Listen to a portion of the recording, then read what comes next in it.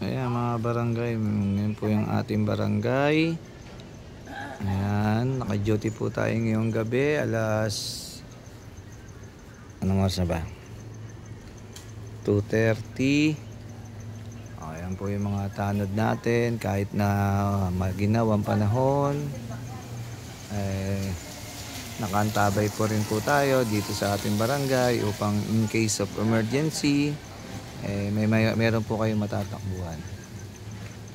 Ayan po yung mga tanod natin. Ayan po yung dalawang ambulansya natin, yung mga patrol natin.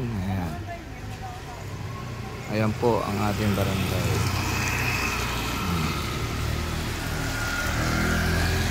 Diba? Kahit maulan.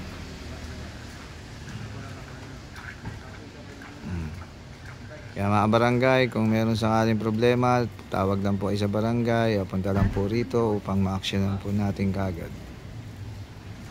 Maraming salamat po. Mag-ingat po tayong lahat at God bless you all. Thank you.